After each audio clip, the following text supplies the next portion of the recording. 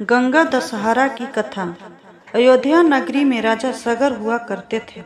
उनके दो रानियां थीं। राजा सगर ने विशाल यज्ञ किया। उस यज्ञ का भार उनके पौत्र अंशुमान ने लिया। इंद्र ने राजा सगर के अश्व का अपहरण कर लिया। यह इस यज्ञ के लिए एक बहुत बड़ी बाधा थी। यह देखकर अंशुमान ने सगर की 60,000 प्रजा को लेकर अश्व को खोजना शुरू कर दिया। सारा भूमंडल खोजने के बाद भी अश्व का कुछ पता नहीं चला। उसके बाद अश्व को पाताल लोक में खोजने के लिए पृथ्वी को खोदा गया। खुदाई में उन्होंने देखा कि भगवान महर्षि कपिल के रूप में तपस्या कर रहे हैं। उन्हीं के पास राजा सगर का अश्व घास चर रहा था। प्रजा अश्व को उनके पास देखकर उनको चोर चोर चिल्लाने लगी। इससे महर्षि कपिल की तपस्या भंग हो गई। जैसे ही महर्षि ने अपने नेत्र खोले वैसे ही सारी प्रजा भस्म हो गई। इन सभी मृत लोगों के उद्धार के लिए महाराज दिलीप के पुत्र भागीरथ ने कठोर तप किया था।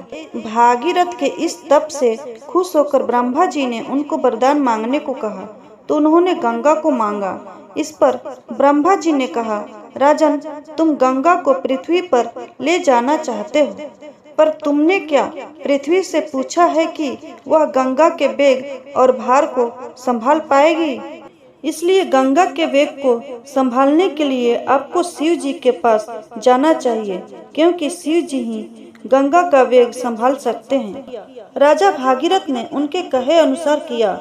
ब्रह्मा जी ने गंगा को अपने कमंडल से छोड़ दिया। तब भगवान शिव ने गंगा की धारा को अपनी जटाओं में समेटकर बांध लिया। इससे गंगा जी को जटाओं से बाहर निकलने का रास्ता नहीं मिला। फिर महाराज भागीरथ को चिंता सता गई।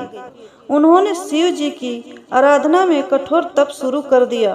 तब शिव जी ने गंगा की धारा को मुक्त करने का वरदान दिया। फिर गंगा जी शिव जी की जटाओं से छूटकर हिमालय की घाटियों में कलकल करके मैदानों की ओर मुड़ी। इस प्रकार भागीरथ पृथ्वी पर गंगा को लेकर आए। उन्होंने जनमानस को अपने पुण्य से उपकृत कर दिया। इस तरह गंगा जी पृथ्वी पर अवतरित हो गईं। यही गंगा दशहरा की कथा है।